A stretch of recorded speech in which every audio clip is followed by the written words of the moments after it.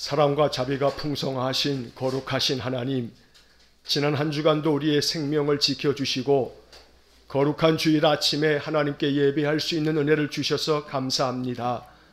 대면 비대면으로 예배하는 이 시간, 우리 성도들 그 몸은 어디에 있든 마음 중심이 하나로 모아 오직 하나님께 예배하오니 우리의 예배를 기쁘게 연락하여 주옵소서.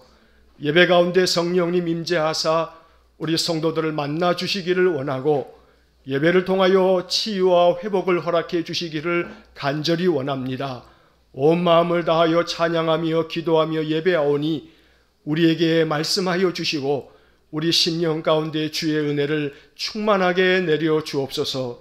예배의 시종을 주님께 의탁하오며 예수님 이름으로 기도하옵나이다. 아멘. 하늘에 계신 우리 아버지의 이름을 거룩하게 하시며 아버지의 나라가 오게 하시며 아버지의 뜻이 하늘에서와 같이 땅에서도 이루어지게 하소서.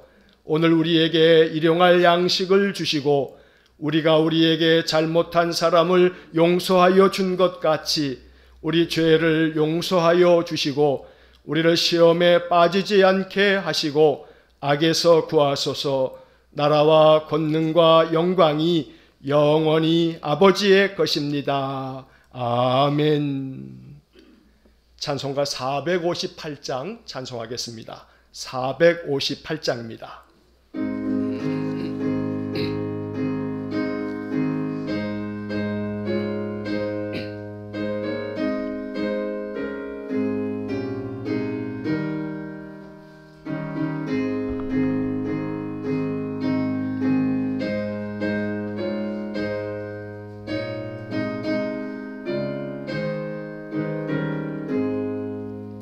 너희 마음에 슬픔이 가득할 때 주가 위로해 주시리라.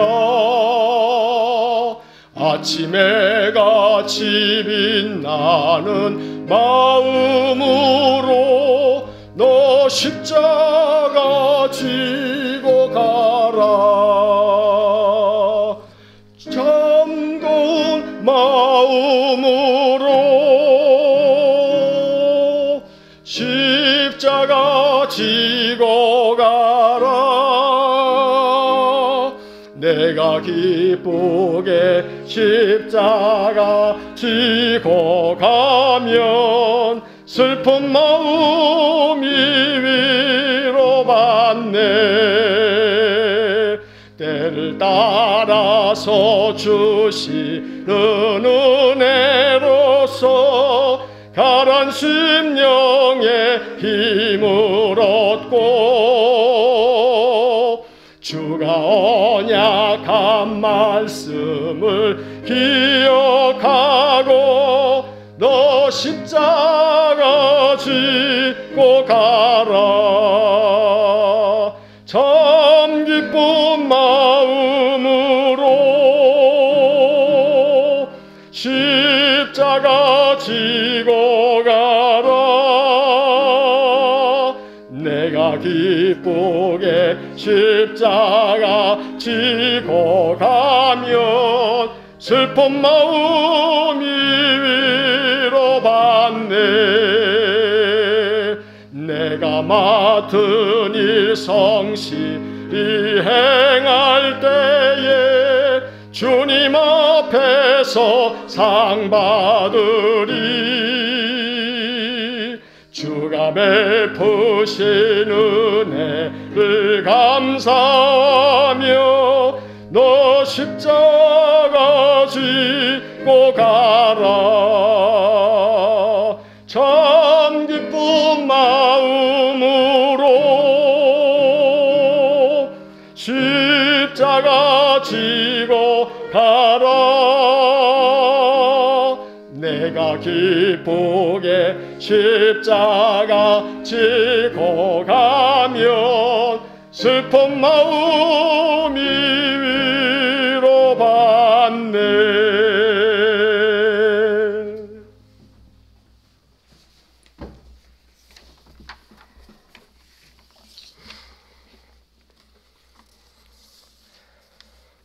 여호와는 위대하시니 우리 하나님의 성 그 거룩한 산에서 극진히 찬양을 받으시리로다.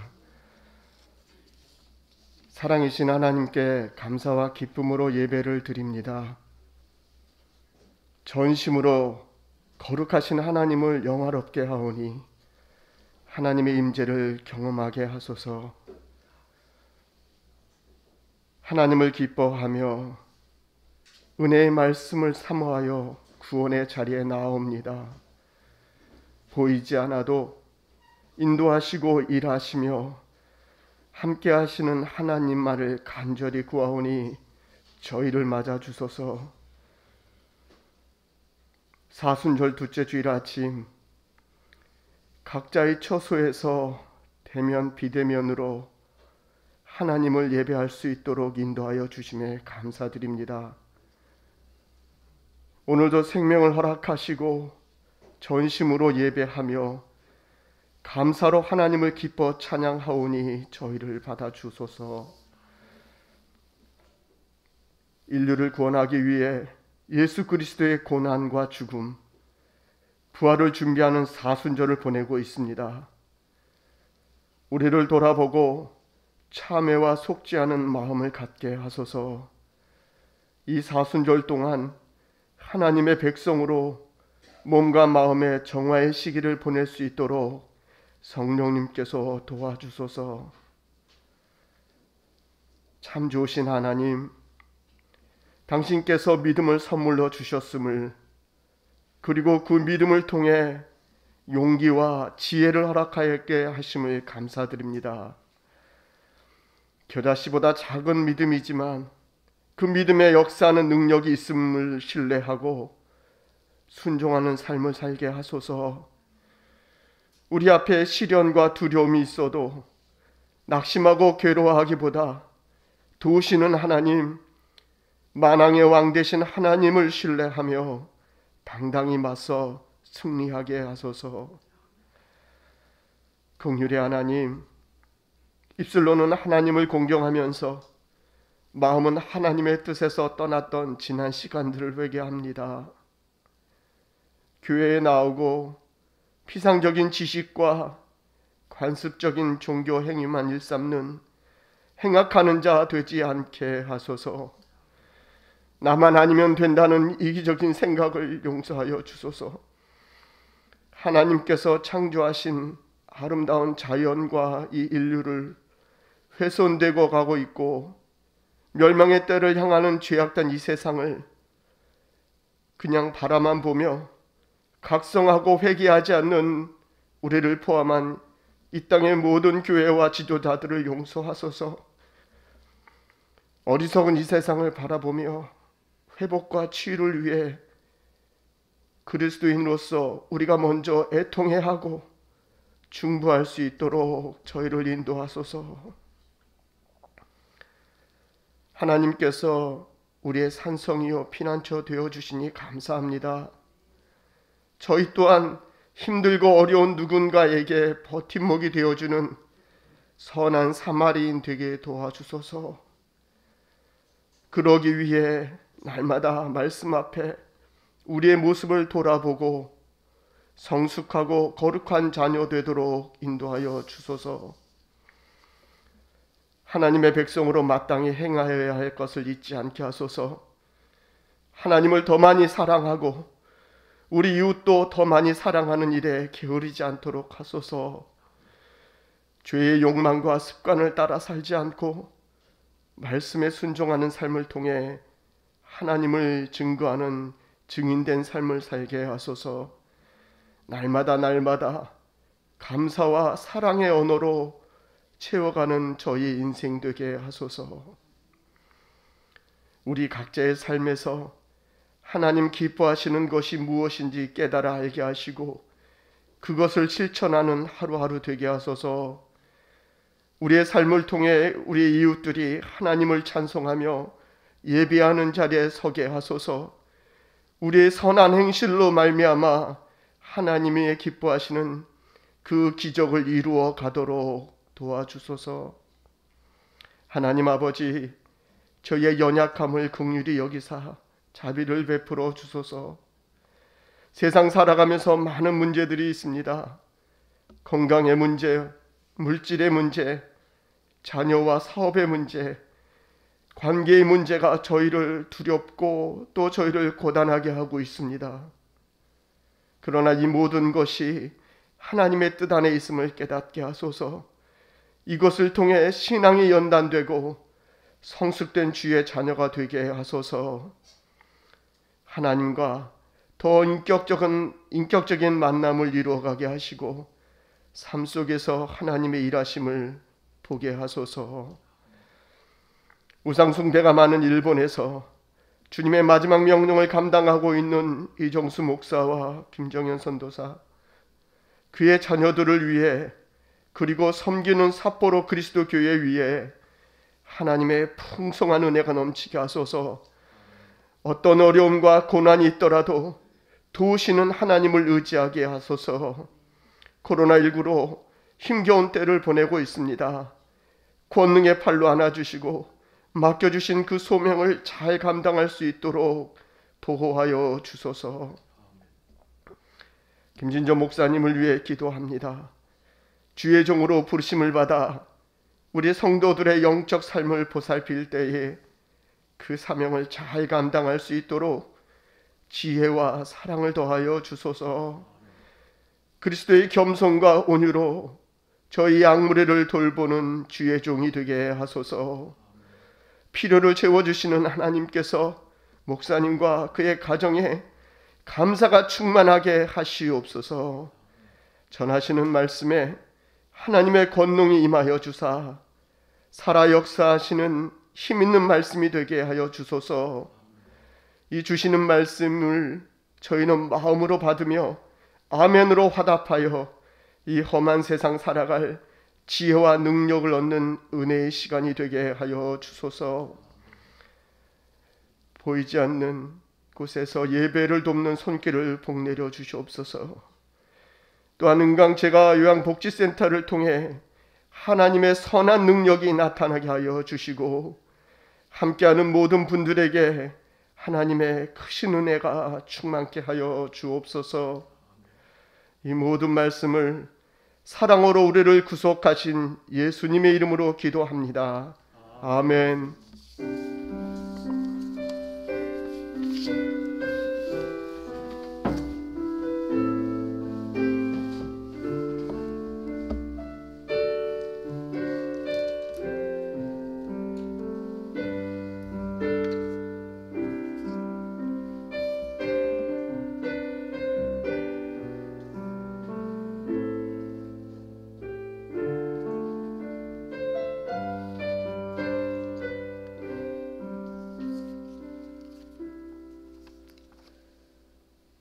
예배 시작 전부터 공무원 한 분이 뒤에 와가지고 계속 왔다 갔다 하더니 아마 우리 고집사님 이렇게 잠시 불러서 이야기한 것 같습니다. 목사도 마스크 하라고. 오늘 마스크하고 예배 드립니다. 행정당국의 방역 지침을 교회가 잘 준수하고 따라야 합니다. 그런데 간혹 이 행정당국이 참 거시기 해요.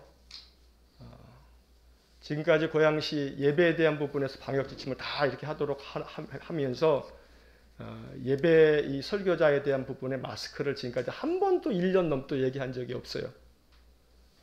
근데 방역 지침이 지금 2.5에서 2로 내려갔는데도 불구하고 이렇게 와가지고 지도를 하니까 따라는 하는데, 그런 식으로 하게 되면 방송을 진행하는 모든 앵커들도 마스크 끼고서 진행해야죠. 대면에서 인터뷰 하잖아요. 칸막이 해놓고. 모든 방송 진행자들도 다 마스크 하도록 해야지. 제가 이 정부 당국의 방역 지침이나 정부 당국의 모든 것에 제가 항상 예배 때마다 항상 그 준수해야 된다고, 교회가 따라야 한다고. 그러나 분명한 원칙입니다. 여러분 예배 드리러 오실 때 이렇게 한 사람 한 사람 간격도 띄어 앉으세요. 이렇게 한 번씩 이제 스크린하고 가게 되면 계속 이렇게 이제 관찰을 아마 이제 할 겁니다. 그래서 우리가 잘 따라서 하는 것이 교회의 도리입니다. 교회의 도리이긴 하나 그런 부분에서 제가 예배 전에는 항상 마스크 하고 있지 않습니까?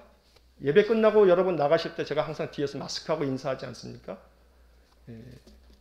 여러분들하고 간격이 장로님하고 간격도 지금 3m가 넘어요. 예. 이렇게 예배 전에 와가지고 이런 행동을 하게 되면 교회가 잘 협력을 하고 싶다가도 참 그래요. 아주 자, 하여간 뭐 그렇다 할지라도 우리가 짊어져야 할 십자가니까 어떡하겠습니까? 우리가 다 협력해서 따라가야지요. 여러분 예배 드리러 오시게 되면 가족이셔도 이렇게 한 칸, 두 칸씩은 이렇게 떨어 앉으셔서 예배하시길 바랍니다. 자, 사순절 둘째 주일입니다. 그리스도의 고난, 그 십자가의 길을 묵상하면서 부활주일까지 더 영적으로 근신하고 또 절제하고 또 아름다운 믿음의 덕을 우리가 잘 세워가야겠습니다. 매일 성경 3, 4, 5로 신청하신 분들은 밖에 있으니까 받아가시고 신청 못하신 분들은 그 밑에다 이름을 써 놓으시면 다음 주에 또 준비해서 드리도록 하겠습니다. 예배 후에 다음 주에 우리가 2020년 작년도 결산재직회를 좀 늦었지만 이제 해야 합니다. 그래서 예배 마치고 우리 당에 잠시 갖도록 하겠습니다. 자, 여러분 그리고 나가실 때 오늘 하나씩 받아가실 것이 있는데 이런 나무 대가리, 나무 토막 하나를 받아가세요. 비닐가 이렇게 쓰여져 있을 테니까 비닐을 다 벗기시면 이런 나무 토막이 나와요. 자, 이 나무 토막 뭐라는 거냐면 비대면으로 예배하시는 분들도 다음에 이제 예배 이렇게 나오시게 됐을 때 아니면 주중에 좀 이렇게 한번 저랑 연락하셔서 한번 잠시 이렇게 오셔서 가져가셔도 되겠습니다. 자, 요 하나씩 받으시게 되면 이게 뭐냐면 스마트폰 거치대예요. 비싸지 않아서 또 품질이 참 좋아서 요 하나씩 여러분 나눠 드리려고 해요. 비대면 예배 드리실 때 요게 편리하게 사용할 수 있기 때문에. 그리고 이제 3월달 다음 주서부터 3월달 한 달 동안에 여러분 이제 우리가 성경 공부 같은 것도 대면으로 하기 어렵잖아요. 올 한 해 동안 그럴 겁니다. 그래서 비대면으로 좀 진행을 해야 돼요. 그렇지 않고 뭐 코로나니까 다 아무것도 하지 말고 쉬자 할 수는 없잖아요. 그래서 비대면으로 성경 공부를 하려면 줌이라고 하는 어플을 사용하면 좋거든요. 실시간으로 얼굴 보면서 소통할 수 있으니까. 그래서 이제 그렇게 진행하려면 지금처럼 여러분 비대면 예배 드리신 분들은 손으로 이렇게 들고 보시는 분도 계시고 뭐 이제 각 가정마다 다 형편이 그래요. 그래서 이제 줌으로 우리가 나중에 성경 공부할 때도 이렇게 어떻게 하냐면 이 받아가셔가지고 요 옆에 홈이 있어요. 홈이 이렇게 있는데 좀 넓은 쪽이 있고 또 얇은 쪽이 있어요. 좁은 쪽이 있어요. 좀 약간 넓은 쪽으로 해서 스마트폰을 딱 하게 되면 이렇게 거치가 돼요. 딱 거치가 돼서 여러분들의 식탁에다가 이렇게 또 어디든 책상에다 딱 놓으면 한 3, 40cm 딱 떨어뜨리면 여러분들이 화면 보시기가 참 좋아요. 그래서 오늘 대면 예배 나오신 분들은 하나씩 받아가시고 그리고 비대면으로 예배하시는 분들도 3월 달에 한 넉 주 예배 중에 한 번이라도 이렇게 나오시게 됐을 때 받아가셔서 이제 4월 달서부터는 저희들이 줌으로 소그룹 성경 공부할 수 있는 프로그램을 좀 진행할 수 있도록 준비를 하면 좋겠습니다. 자, 이렇게 스마트폰 이렇게 거치를 하는데 가로로 이렇게 거치가 되어 있죠. 자, 가로로 거치하는데 여러분 한 가지 팁을 드릴게요. 어떤 팁이냐면 스마트폰에서 지금 비대면 예배하시는 분들은 그렇게 한번 해보시면 돼요. 자, 스마트폰으로 이렇게 예배가 딱 중계가 됐을 때 가로 모드로 이렇게 하는 것을 뭐 젊은 분들은 쉽게 이렇게 핸드폰 가로 모드, 세로 모드 이걸 다 아십니다만 그런데 어르신들 또 그걸 또 찾아가지고 막 이렇게 해야 되는 게 복잡해요. 간단하게 하는 방법이 있어요. 화면을 이렇게 보시는데 그 화면에서 손가락으로 화면을 이렇게 화면에다 올려놓고 손가락으로 위로 올리시는 거예요. 대고서 올리시는 거예요. 자, 이렇게 해서 대고 올리면 이렇게 올리면 옆으로 자동으로 가요. 자, 넓어진 상태 속에서 다시 화면을 손으로 이렇게 스마트폰에다가 화면을 딱 얹으신 다음에 그 다음에 밑으로 요거를 내리면 그럼 다시 원상태로 가요. 모든 핸드폰이 다 그렇게 되어 있으니까 여러분 다시 말씀드리면 화면이 이렇게 있어요. 비대면으로 지금 예배하시는 분들 가로 모드로 이렇게 할 줄 아시는 분들은 관계없어요. 그런데 좀 그게 번거로우셔가지고 이렇게 세로로 해가지고 보시는 분들 화면이 작지 않습니까? 요거 가로 모드로 하는 방법은 쉽게 하는 방법은 그냥 화면에다가 손가락을 얹으셔가지고 위로 싹 올리면 옆으로 간다. 그리고 다시 원상태로 하려면 밑으로 내리면 그러면 다시 되돌아온다. 이게 한 가지 여러분 유튜브 이렇게 화면을 편하게 이용하시는 방법이니까 그렇게 해서 화면을 위로 올려서 옆으로 한 다음에 나눠드리는 스마트폰 거치대에다가 이렇게 딱 거치하셔가지고 밑에다 놓으시면 예배 드리시기에 더 편안하게 예배를 드리실 수가 있습니다. 자, 이제 오늘 우리에게 주시는 말씀 같이 보도록 하겠습니다.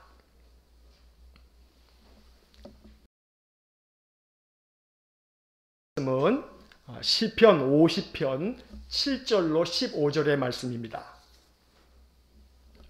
시편 50편 7절에서 15절까지의 말씀을 제가 봉독하겠습니다. 내 백성아 들을지어다 내가 말하리라. 이스라엘아 내가 내게 증언하리라. 나는 하나님 곧 내 하나님이로다. 나는 내 재물 때문에 너를 책망하지는 아니하리니 내 번제가 항상 내 앞에 있음이로다. 내가 내 집에서 수소나 내 우리에서 순염소를 가져가지 아니하리니 이는 삼림의 짐승들과 뭇 산의 가축이 다 내 것임이며 산의 모든 새들도 내가 아는 것이며 들의 짐승도 내 것이미로다. 내가 가령 주려도 내게 이르지 아니할 것은 세계와 거기에 충만한 것이 내 것이미로다. 내가 수소의 고기를 먹으며 염소의 피를 마시겠느냐. 감사로 하나님께 제사를 드리며 지존하신 이에게 내 서원을 갚으며 환난날에 나를 부르라. 내가 너를 건지리니 내가 나를 영화롭게 하리로다. 아멘. 주님의 은혜와 평강이 예배하는 모든 성도님들의 삶 속에 가득하시기를 간절히 축원합니다. 자, 우리 옆에 뒤에 있는 분들 한번 이렇게 얼굴 보시면서 목례로 한번 주님의 은혜와 평강이 가득하시길 바랍니다. 한번 인사 한번 하겠습니다.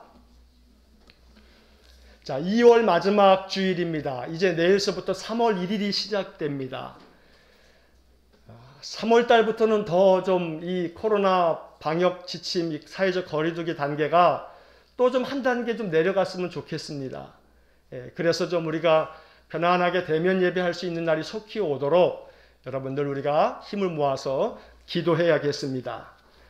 자, 지난 한 주 동안에 우리가 매일 성경으로 아침마다 묵상하고 있는 본문이 시편의 말씀을 읽어가고 있습니다.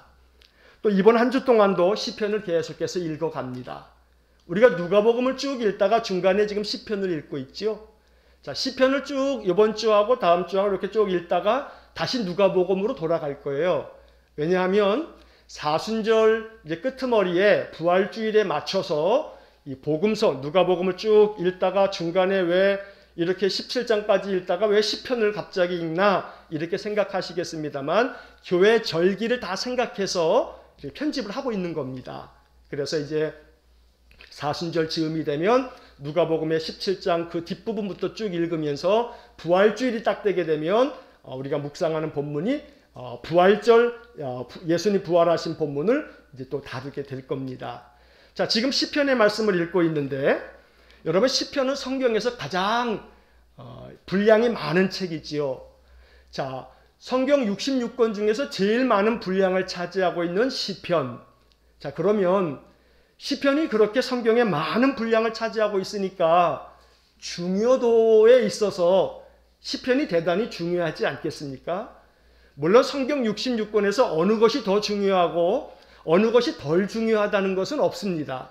하지만 그럼에도 불구하고 우리가 신앙생활을 함에 있어서 성경 66권 중에서 이런 말이 좀 어폐가 있긴 합니다만 그래도 성경 66권 중에서 성도들이 가장 많이 읽었으면 하는 바람을 가지고 있는 성경을 하나만 꼽으라 그러면 저는 주저함 없이 시편을 읽으십시오 라고 말하고 싶습니다. 그만큼 시편이라고 하는 것은 우리의 신앙에 아주 대단히 중요한 영적 자양분이 된다는 겁니다.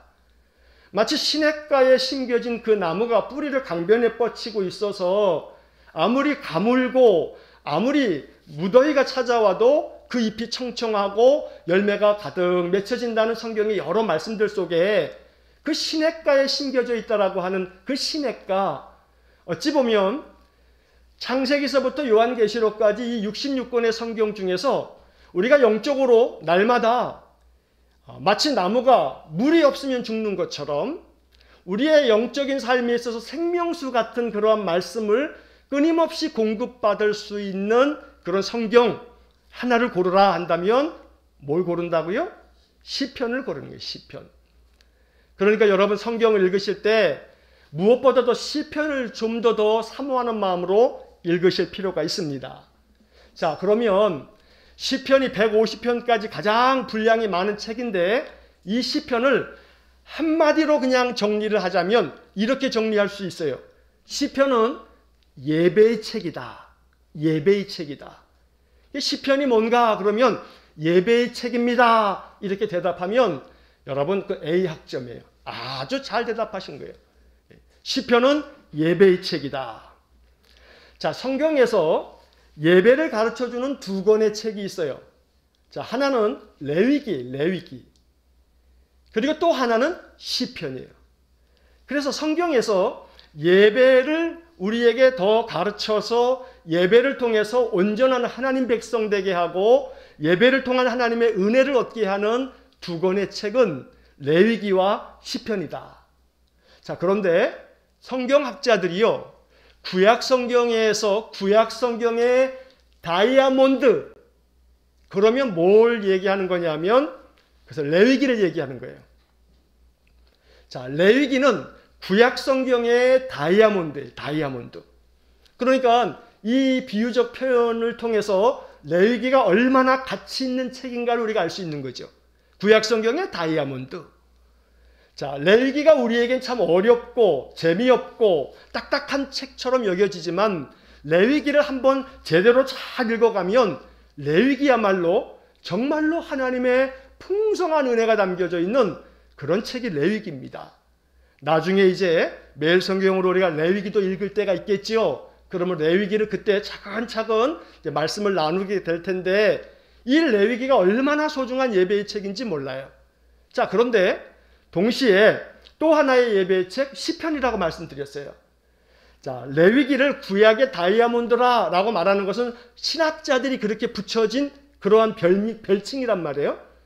저는 개인적으로 시편은 구약 성경의 금덩어리다, 금덩어리. 금맥이다, 금맥. 금광이다, 금광. 이렇게 말하고 싶어요. 시편은 구약 성경에서 금으로 가득 차 있는 금광과 같은 거예요. 아주 금맥이 아주 가득한 그러한 책이 바로 시편이다 라고 말할 수가 있어요. 그래서 여러분들이 레위기는 나중에 우리가 말씀드린 것처럼 우리 매일 성경 본문이 레위기를 읽게 될 때 제가 그때 한 편 한 장 한 장 강의를 해갈 것이고, 자, 오늘은 우리가 시편의 말씀 중에서 오늘 주일날 읽게 될 본문 시편 50편의 말씀을 잠시 나누려고 합니다. 자, 시편 50편의 말씀은 오늘 제가 말씀의 제목을 이렇게 정했죠. 감사로 드리는 예배. 감사로 드리는 예배. 이게 시편 50편을 정리할 수 있는 하나의 주제. 하나님께 감사로 드리는 그 예배, 하나님 그것을 이스라엘 백성들에게 촉구하고 있는 것이 시편 50편입니다. 자, 이 중에 여러 교훈의 말씀들이 담겨져 있는데 몇 가지를 본문의 말씀에서 우리가 살펴보려고 합니다. 자, 오늘은 우리가 7절부터 15절까지 읽었습니다만 오늘 우리가 읽을 본문이 전체 1절부터 마지막 23절까지의 본문이죠. 주일 아침에는 7절부터 15절까지 읽었지만 여러분들이 예배 마치고서도 1절부터 23절까지를 다 좀 다시 한번 좀 읽으면서 묵상하시기를 권면합니다. 자, 먼저 1절 말씀을 한번 보시겠습니다. 1절 말씀 보시면 전능하시니 여호와 하나님께서 말씀하사 해 돋는 데서부터 지는 데까지 세상을 부르셨도다. 자, 이렇게 50편이 시작합니다.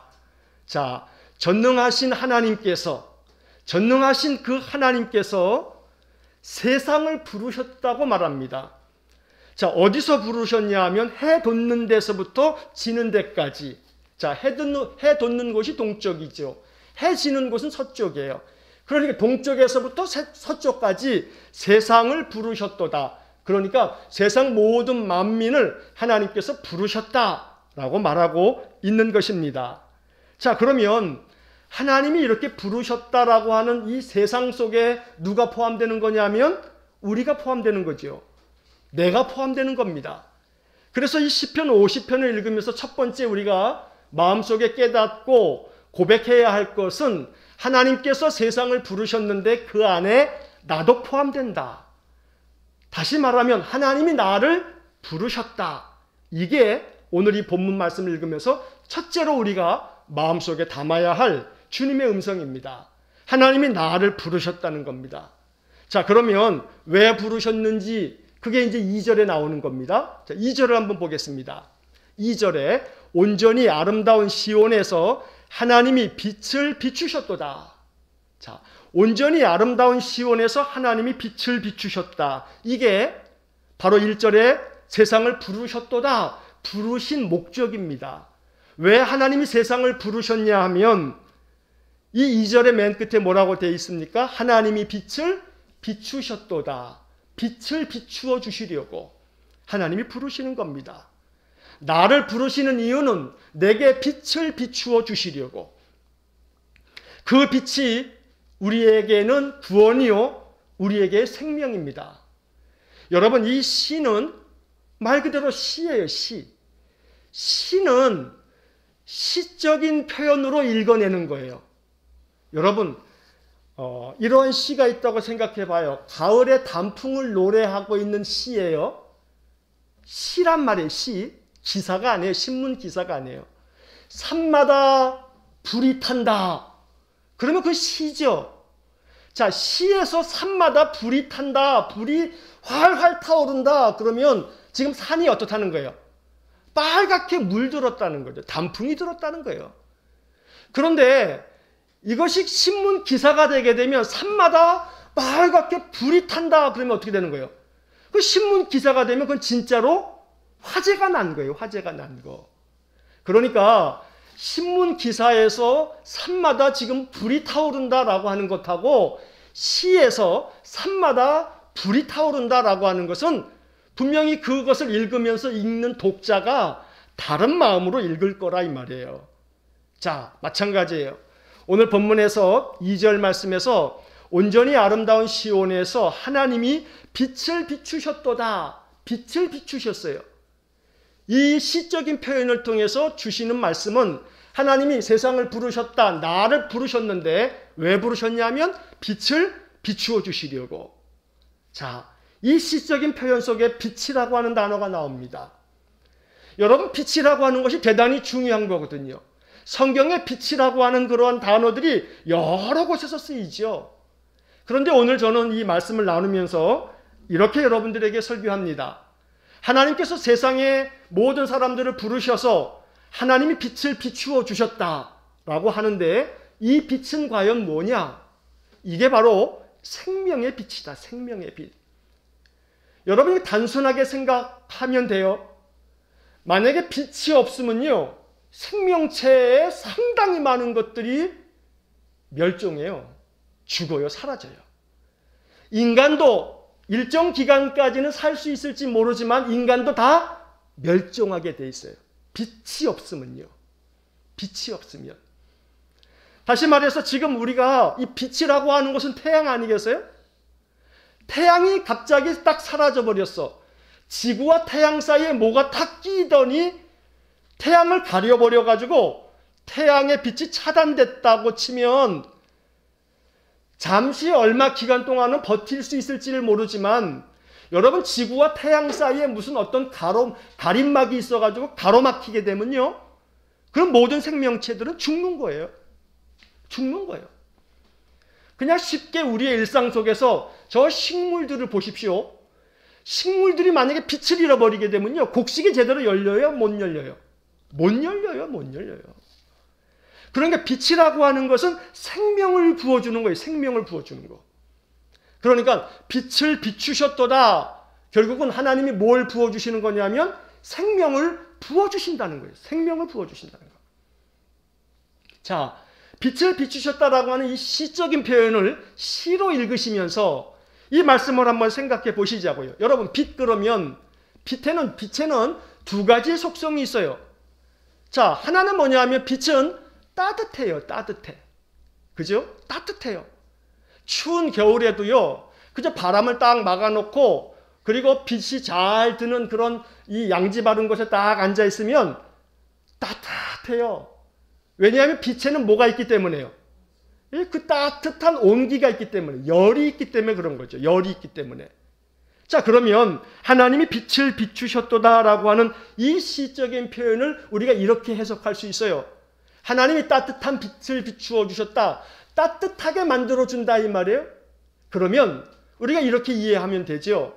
하나님이 빛을 비추셨다는 것은 하나님이 무슨 빛? 위로의 빛을 비추신 위로의 빛. 여러분, 한마디 위로와 격려의 말은 사람의 마음을 따뜻하게 합니다. 그러니 하나님께서 빛을 비추어 주시려고 세상을 부르셨어요. 그 빛으로 말미암아 우리는 위로를 받는 거예요. 위로를.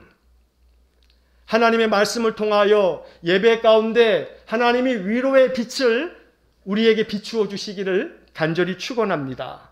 시편 86편 17절의 말씀에 보면 이런 구절이 나와요. 여호와여, 주는 나를 위로하시는 이시니이다. 주님은 나를 위로하시는 분입니다. 이렇게 말씀하고 있단 말이에요. 또한 시편 119편 50절에 보게 되면 이 말씀은 나의 고난 중에 위로라. 고난 중에 필요한 것은 위로입니다. 위로.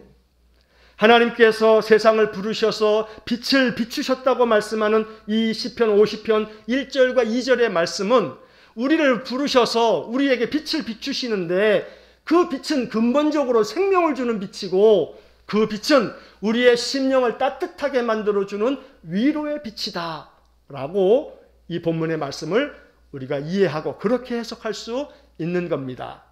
자, 두 번째로 빛은 두 번째 속성이 뭐예요? 빛은 환하게 만들어요. 어둠을 몰아내는 게 빛입니다. 여러분, 사실 어둠이라고 하는 것은 실체가 아니에요. 제가 여러 번 설교 중에 이러한 비유를 말씀드렸지요.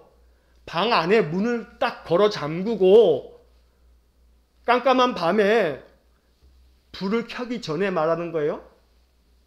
자, 깜깜한 밤에 방 안에 문을 딱 걸어 잠그면 그 방 안이 어둡죠. 아주 깜깜해요. 자, 그런데 그 방 안에서 스위치를 한번 딱 켜는 순간 어둠은 어떻게 돼버려요? 사라져버리고 방 안이 어떻게 돼요? 환해져요. 자, 여러분 생각해 보십시오. 분명히 지금 방 안에 문을 딱 걸어 잠궜어요. 문 열어놓지 않았단 말이에요. 문도 열어놓지 않았는데 이 어둠이라고 하는 놈이 얼로 나갔어요. 얼로 사라진 거냐 이 말이에요. 어둠이 얼로 도망갔어요. 사실 어둠은 실체가 아니고요. 어둠은 빛이 결핍된 게 어둠이에요. 빛이 결핍된 게 어둠이에요. 그러니까 이 비유적 표현을 우리가 잘 영적으로 해석하자면 이런 거지요. 불안과 염려와 걱정과 두려움과 마음에 많은 번민과 수많은 마음을 괴롭게 만드는 것들은요, 마치 어둠과 같아요. 그 속성이 어둠과 같은 거예요. 다시 말하면 우리 마음속에 불안해하고 염려하고 걱정하고 무언가 많이 마음속에 번민하며 두려워하는 것들은 실체가 아니라 이 말이에요. 그러면 무엇이냐? 빛의 결핍이다. 다시 말하면 그 마음속에 하나님 부어주시는 언약의 말씀의 결핍이 그게 바로 우리들의 마음을 번민하게 하고 또 낙담하게 하고 불안해하게 하고 근심 염려에 사로잡히게 만든단 말이에요. 자, 분명히 근심거리가 있어요. 불안하고 염려하는 그 문제가 있다 이 말이에요. 그러나 중요한 사실은 여러분 그걸 아셔야 돼요. 불안하고 두려워하고 염려하고 있는 그 사건, 그 어떤 일 자체가 내 마음에 불안을 만드는 게 아니에요. 그 일이 아무리 걱정거리고 힘든 문제라 할지라도 그것 자체가 나를 불안하게 하는 건 아니에요. 그게 힘든 문제이긴 해요. 내가 해결하기 어려워가지고 내 마음 괴로워하는 문제이긴 합니다. 하지만 그것이 직접적으로 내게 불안을 만들어내는 건 아니에요. 요인은 되지요. 무슨 말씀이냐 하면 아무리 그것이 걱정투성이요 참 문제거리고 염려거리임에도 불구하고 내 마음속에 주님께서 주시는 이 약속의 생명의 빛으로 환해지면, 소망의 빛으로 환해지면 그게 걱정이 안 된다 이 말이에요. 분명히 걱정거리고 염려거리임에도 불구하고 내 마음속에 하나님이 환한 빛을 비추어 주면 그게 걱정이 안 돼요. 마음이 놓여 안심이 돼. 다른 사람들은 안절부절 못하는데 내 마음은 태평스러워요. 왜? 걱정이 안 되는 걸. 그러니까 문제가 아니고 그 문제를 내가 어떤 마음으로 가지고 있느냐가 문제인 거예요. 이 인생의 괴로움의 문제들을 가지고서 그냥 어떤 경우는 누가 보더라도 별것도 아닌 걸 붙들고서 막 근심하고 염려하는 사람들도 있거든요. 그런데 누가 보더라도 태산 같은 문제임에도 불구하고 태평인 사람이 있어요. 그러니까 다시 얘기하면 문제거리 자체가 문제가 아니고 문제거리를 대하는 내 마음이 사실은 더 문제다 이 말이에요. 내 마음에 환한 빛이 비추어지면 마음속에 있는 이 어두움의 문제들, 근심하고 걱정하고 염려하고 불안해하는 이 어두움의 문제들이 환한 빛이 비추어지면 이게 온데간데 없이 사라지는 거예요. 마치 방 안에 문을 걸어 잠궈도 스위치만 키면 한순간에 방이 환해지고 어둠이 사라지는 것처럼. 자, 그래서 하나님께서 빛을 비추셨도다. 이 빛을 비췄다라고 하는 이 시적인 표현을 우리가 해석을 할 때 빛이라고 하는 것은 열기, 온기를 가져다주는 따뜻함이 있고 빛은 어둠을 환하게 밝히는 그런 속성이 있기 때문에 결국 오늘 이 말씀을 우리가 이렇게 마음속에 이제 하나님 음성으로 교훈으로 받아들이는 겁니다. 하나님께서 우리를 부르셨습니다. 빛을 비추어 주시려고 우리를 부르셨습니다. 그 빛은 따뜻하게 만드는 위로의 빛입니다. 또 그 빛은 우리를 환하게 만드는 소망의 빛입니다. 마음속에 소망이 충만하면요, 그 어떤 마음의 어두움이 사라져버려요. 그 소망의 빛 때문에. 그래서 우리의 마음속에 소망을 가져야 돼요. 소망을. 자, 시편 62편 5절 말씀에 이런 말씀이 나옵니다. 시편 62편 5절에 나의 영혼아 잠잠히 하나님만 바라라. 무릇 나의 소망이 그로부터 나오는도다. 하나님으로부터 나오는 게 소망이에요. 이 시인이 말하는 것처럼 나의 소망이 그로부터, 하나님으로부터 나온다. 이렇게 마음으로 우리가 이 시편 62편 5절을 선포하는 겁니다. 여러분, 태양으로부터 빛이 나와요. 그 빛으로 말미암아 세상이 따뜻해지고요. 그 빛으로 말미암아 세상이 환해진단 말이에요. 우리에게 빛을 비추어 주시는 분은 하나님이세요. 하나님으로부터 나오는 게 뭐냐 하면 소망이에요, 소망. 그러므로 오늘 하나님 주시는 위로가 충만하시기를 축원합니다. 하나님 주시는 소망이 가득하시기를 축원합니다. 그러면 인생이 아무리 한겨울 엄동설한 같은 혹한의 추위랄지라도 우리의 삶이 지금 코로나 때문에 뭐 혹한도 이만저만 혹한이 아니지 않습니까? 그러나 하나님 비추시는 빛으로 말미암아 생명을 이어가실 수 있기를 주의 이름으로 간절히 축원합니다. 자, 이제 5절 말씀을 보겠습니다. 5절에 주님이 이렇게 말씀합니다. 이르시되 나의 성도들을 내 앞에 모으라. 그들은 제사로 나와 언약한 이들이니라 하시도다. 나의 성도들을 내 앞으로 모으라고 말합니다. 모으라. 자, 하나님이 세상을 부르셨도다 1절에 말씀하고 있는데 5절에서는 나의 성도들을 내 앞에 모으라. 자, 왜 모으라고 해요? 왜 모으라고 하는 거예요? 모으라고 하는 목적이 뭐예요? 그 다음에 이어지는 말씀을 이렇게 해석하지요. 그들은 제사로 나와 언약한 이들이니라. 자, 하나님은 하나님이 부르신 사람들을 이 5절 말씀에 보니까 나의 성도들이라 라고 말하고 있어요.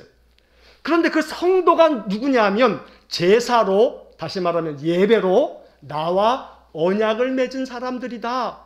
이게 바로 성도다라고 말하고 있는 겁니다. 자, 그러면 하나님께서 우리를 모으셨어요. 나의 성도들을 불러 모아라. 왜? 뭐 하려고? 예배하라고. 예배 드리라고. 왜냐하면 내가 너희들을 성도라고 부르는데 나의 성도들은 예배로 나와 언약을 맺은 사람들이다 라고 말하고 있는 겁니다. 그래서 예배가 중요한 겁니다. 성도라고 하는 것은 하나님께 예배 드리는 사람들이 성도입니다. 그러므로 쉬운 성경에 보면 예배를 통해 나와 언약을 맺은 사람들이라 라고 말하고 있어요. 예배를 통해 라고 번역하고 있는 게 쉬운 성경의 번역이에요. 새번역 성경에서는 예배를 드리기로 나와 언약을 맺었다 이렇게 되어 있어요. 예배를 드리기로. 자, 이 새번역 성경에 예배를 드리기로 이 번역을 잘 생각해 보면 결국 하나님이 성도들을 뭐라고 말씀하세요? 자, 그 성도들이 어떻게 언약을 맺은 사람이냐면 예배를 드리기로 언약을 맺은 사람이다. 예배하는 사람이 성도란 말이에요. 그 성도에게 하나님은 빛을 비추시는 겁니다. 오늘 우리들이 주님 앞에 이 거룩한 주일 예배합니다. 대면으로도 예배하시고 비대면으로 또 예배하십니다. 예배하는 모든 성도들에게 하나님께서 빛을 비추어 주십니다. 늘 예배가 중심입니다. 우리의 삶이 예배를 위해서 살아갈 수 있어야 합니다. 여러분, 한 주간의 삶 속에서 내가 한 주간의 삶, 예배를 위해서 한 주간을 부지런히 힘쓰고 애쓰는 겁니다. 그렇게 부지런히 힘쓰고 애쓴 후에 주일날 예배를 드릴 때 하나님의 은혜로 내가 한 주를 열심히 일했습니다. 내가 힘써 살았습니다. 하나님의 은혜로 감당했습니다. 또다시 하나님 은혜를 부어주십시오. 이번 한 주간도 하나님의 뜻에 합하게 살겠습니다. 그러니까 나의 삶의 중심축이 거룩한 주일 예배입니다. 예배를 중심축으로 해서 도는 겁니다. 계속해서 도는 겁니다. 내 한 주간에 반복되어지는 월요일부터 토요일까지 일상의 삶이 예배를 통해서 하나님께로부터 위로의 빛, 소망의 빛, 생명의 빛을 받아서 그 힘을 가지고 한 주를 견디어내고 이겨내는 겁니다. 그리고 감사한 마음으로 내가 한 주를 살았습니다. 그 감사를 가지고서 하나님께 나와 또다시 예배하는 것. 이것이 성도의 삶이라고 시편 50편이 말씀하고 있는 것입니다. 자, 이제 7절 말씀을 보시면 주님이 이렇게 말씀합니다. 내 백성아 들을지어다. 내가 말하리라. 이스라엘아 내가 내게 증언하리라. 나는 하나님 곧 내 하나님이로다. 자, 여기서 그 7절의 중간에 보면 내가 너에게 증언하리라 하는 말이 나옵니다. 이스라엘 백성들아 들을지어다. 내가 말할 테니 들어라 라고 이야기하면서 내가 너에게 증언하겠다. 그런데 새번역 성경의 번역을 보면요, 이 증언하리라 라고 하는 이 부분을 이렇게 번역해 놨어요. 경고하리라. 개역개정 성경하고는 좀 아주 느낌이 다르죠. 경고하리라. 그런데 쉬운 성경을 보면요, 더 그 번역이 정확해요. 내가 너의 잘못에 대해 증언할 것이다. 쉬운 성경은 너의 잘못에 대해 라고 하는 부분까지 의역을 해놓고 있는 거예요. 하나님이 우리에게 들어라. 너희들 들을지어다 하면서 내가 너의 잘못에 대해서 증언할 것이다. 내가 지금 너를 경고하리라 말씀하고 있어요. 자, 그 다음에 이제 8절서부터 이어지는 쭉 13절까지의 말씀을 한마디로 이야기하면 너희들이 예배를 드린다 하면서 재물에만 신경 쓰는구나. 재물에만 신경 써. 하나님 앞에 내가 숫서를 바쳐야 하나, 순념서를 바쳐야 되나, 또 산비둘기를 바쳐야 되나, 뭘 바쳐야 되나. 너희들이 하나님께 드리는 그 재물에 대해서는 신경 쓰고 있는데 정작 내가 받는 예배, 내가 중심으로 기뻐하는 예배는 관계없이 니들 멋대로 예배하는구나 하고 주님이 경고하신단 말이에요. 자, 이 말씀은 무엇이냐 하면 오늘 여러분 본문의 말씀에 보면 10절과 11절과 또 12절 말씀에 보면 맨 끝에 뭐라고 되어 있냐면 내 것이며 내 것이미로다. 내 것이미로다. 세상의 모든 것들이 다 내 것인데 너희들이 지금 너희들 가지고 있는 그 물질을 가지고 이 물질의 얼마를 나에게 헌금으로 드린다고 해서 그게 다 그게 예배가 된 줄로 아냐? 사실 나는 너희들이 드리는 그 헌금이 내 목적이 아니야. 내가 너희들을 불러 모으는 까닭은 너희들이 나한테 와서 너희들이 드릴 헌금을 더 많이 드리라고 하는 게 내 부름의 목적이 아니야. 라고 말씀하시는 거예요. 아니 세상의 모든 것이 다 내 것인데 니네들이 그거 일부분을 가지고 온다 해서 내가 그것 때문에 야 너는 많이 가져왔구나 넌 조금 가지고 왔구나 하면서 내가 사람을 구분하고 가르겠느냐. 이 모든 게 다 내 것인데 말이다. 그래서 주님은 이 시편 50편을 통해서 예배의 참된 본질을 가르쳐 주시기를, 자 이제 14절의 말씀을 보시면 감사로 하나님께 제사를 드리며 지존하신 이에게 내 서원을 갚으며 환난 날에 나를 부르라.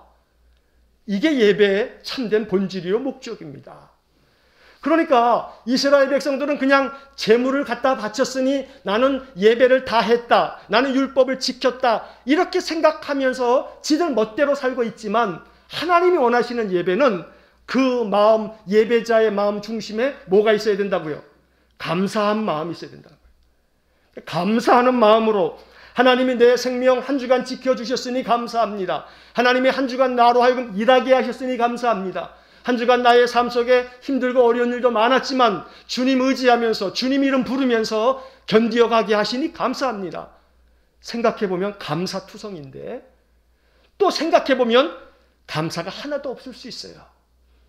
그러니까 내가 마음 가운데 믿음 안에서 참 예배를 드린다라고 하는 것은 내 마음속에 감사를 더 많이 생각해내서 하나님께 그 감사의 제물을 드리는 거예요. 다시 말하면 감사가 제물이에요. 감사가. 주님 감사합니다. 주님 감사합니다. 한 주간에 이러한 은혜를 주셨으니 감사합니다. 감사합니다. 그 감사의 고백이 제물이라 이 말이에요. 동시에 그 감사와 함께 지존하신 이에게 너의 서원을 갚으며, 우리 한국교회는요 7, 80년대 이 부흥회 때 부흥의 부작용으로 이 서원에 대한 그릇된 가치관이 있어요. 서원기도, 서원 그러면 주로 서원을 언제 했냐면 부흥회 때 부흥 강사가 뭐 어떤 목적을 가지고 막 기도회를 인도하다가 서원하라고, 대부분 뭐 교회 건축 헌금 서원해라, 또 무슨 헌금 서원해라. 그래서 서원 그러면 그 앞에 무슨 단어가 붙냐면 헌금 서원.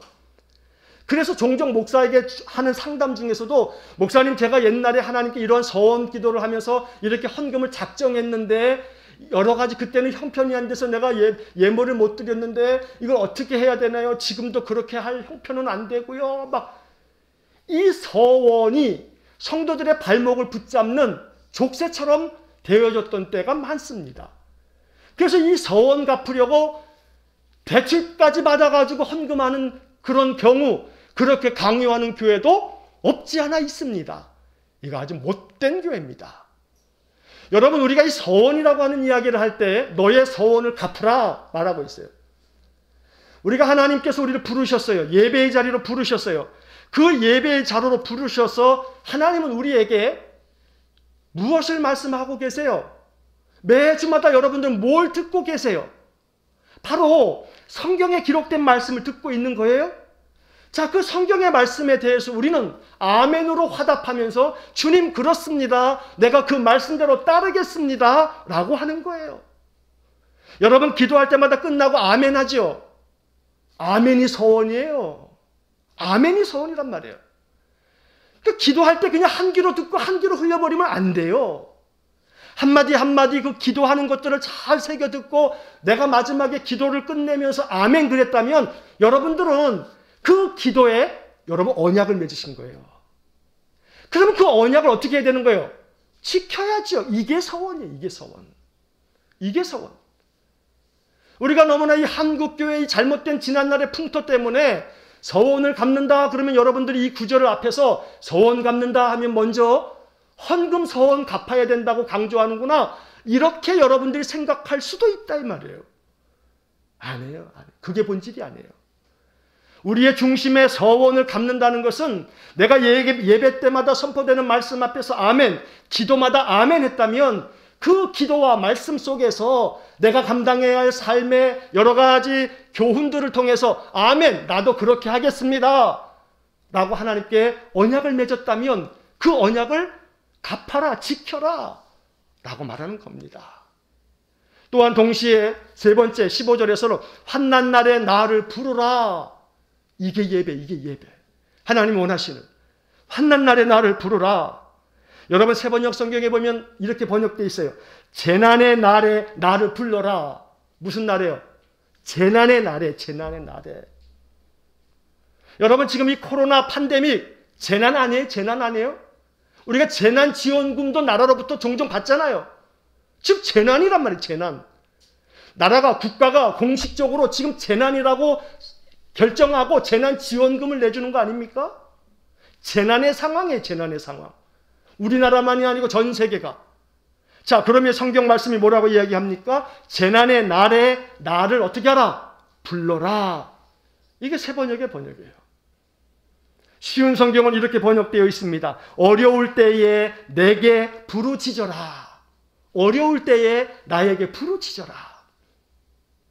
인생의 삶을 사는 동안에 어려움이 많습니다. 어려울 때 뭐 하십니까? 그냥 낙담하고 주저앉습니까? 마음 우울해하면서 그냥 스스로 괴로워합니까? 어려울 때에 내게 부르짖으라. 재난의 때에 나를 불러라. 오늘 이 주님의 말씀 앞에 아멘으로 화답하신다면 여러분 아멘에 대한 약속을 지키셔야 합니다. 이게 내 서원을 갚는 겁니다. 오늘 주님의 말씀 따라서 항상 주님의 이름을 부르고 주님 약속의 말씀을 붙잡고 감사함으로 한날 한날을 살아내시는 귀한 믿음의 삶이 되시기를 주의 이름으로 간절히 축원합니다. 자, 이제 마지막으로 22절과 23절을 보겠습니다. 반복되어지는 이야기입니다만 22절을 보시면 하나님을 잊어버린 너희여 이제 이를 생각하라. 그렇지 아니하면 내가 너희를 찢으리니 건질 자 없으리라. 좀 무시무시하죠. 하나님이 찢어버리시겠대요. 그런데 하나님 말씀하세요. 하나님을 잊어버린 너희들 이제는 이것을 생각해라. 그렇지 않으면 내가 너희를 찢어버리겠다. 너희를 건져낼 자가 없다. 건져줄 자가 없다. 그리고 23절이 또다시 반복해서 이야기하는 결론입니다. 23절 감사로 제사를 드리는 자가 나를 영화롭게 하나니 그의 행위를 옳게 하는 자에게 내가 하나님의 구원을 보이리라. 아멘. 이 23절의 말씀처럼 감사로 제사를 드리는 자가 나를 영화롭게 한다. 하나님은 감사로 예배하는 자의 예배를 기쁘게 받으시면서 영광을 받으십니다. 그렇게 감사로 예배할 때마다 우리의 마음속에는 하나님, 지난 한 주간 동안에 내 서원을 갚지 못했습니다. 참회하기도 하고 하나님, 내 의지로 내 힘으로 안 되니 성령을 부어주십시오. 그래야 내가 아멘으로 화답한 모든 서원을 이룰 수가 있습니다. 내 힘으로 안 됩니다. 기도하는 거예요.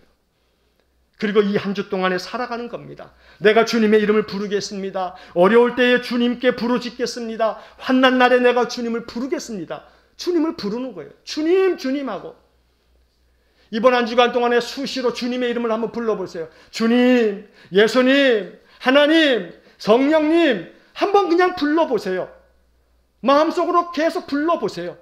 그렇게 하는 것만으로도 내 마음에 위로의 빛이 비추어지고 소망의 빛이 비추어진다는 사실을 믿으셔야 돼요. 주님의 이름을 부르는 거예요. 주님. 내 마음이 힘들고 어려울 때 주님, 예수님 하고 이름만 불러보라 이 말이에요. 그때 찾아오는 주님의 위로의 빛과 소망의 빛이 여러분들의 마음을 환하게 만들어 주실 줄로 믿습니다. 그렇게 한 주를 사시고 다음 주일날 우리가 비대면 또 대면으로 예배할 때에 감사의 마음으로 하나님이 지난 한 주간에도 내 마음에 위로의 빛을 비추어 주셨고 소망의 빛을 비추어 주셨으니 감사합니다. 이렇게 찬송 부르고 이렇게 주님 앞에 기도하며 예배하면 하나님은 우리를 통해서 영광을 받으시고 우리에게 더 큰 은혜를 부어주실 줄로 믿습니다. 감사로 드리는 예배, 이것이 우리가 사는 길입니다. 이것이 주님께로부터 위로받고 소망으로 충전되어질 수 있는 길입니다. 날마다 이러한 은혜의 삶을 살아가시기를 주의 이름으로 간절히 축원합니다. 기도하겠습니다. 사랑이 많으신 하나님 감사합니다. 인생을 살아가면서 하나님 잊어버리지 아니하고 주의 말씀처럼 감사로 하나님께 제사를 드리며 지존하신 하나님과 언약을 맺은 모든 약속들을 지켜가며 힘들고 어려운 재난의 날, 환난의 날에 주의 이름을 부르면서 늘 인생의 삶을 견디게 하시고 이기게 해 주옵소서. 그리하여 제사로 언약을 맺은 귀한 주의 성도들이 인생의 삶에서 감사로 드리는 예배를 통해서 늘 승리하며 형통의 삶을 살아가도록 축복하여 주옵소서. 예수님 이름으로 기도하옵나이다. 아멘. 자, 우리 마지막 찬양으로 2월 한 달 동안의 주제 찬양으로 부르고 있는 아무것도 두려워 말라. 우리 가사를 마음 깊이 고백하면서 함께 찬송하겠습니다.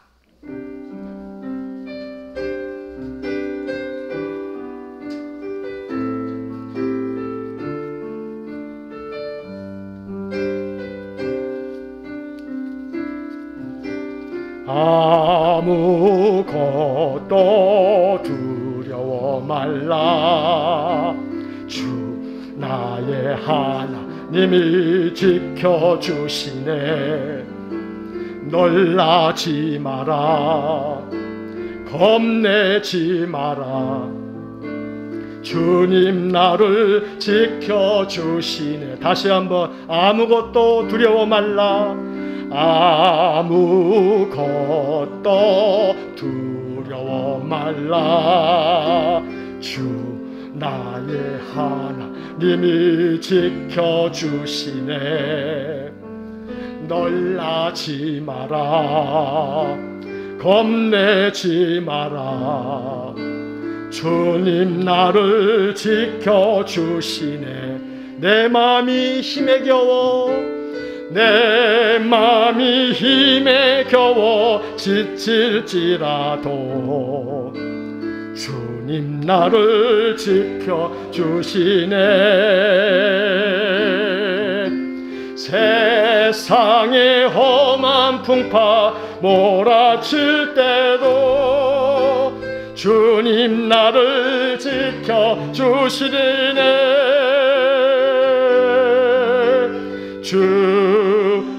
주님은 나의 산성, 주님은 나의 요새, 주님은 나의 소망, 나의 힘이 되신 여호와. 내 맘이 힘에 겨워 내 맘이 힘에 겨워 지칠지라도 주님 나를 지켜주시네. 세상의 험한 풍파 몰아칠 때도 주님 나를 지켜주시네.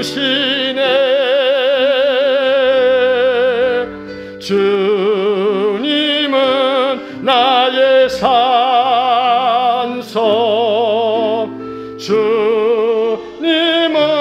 나의 요새, 주님은 나의 소망, 나의 힘이 되신 여호와.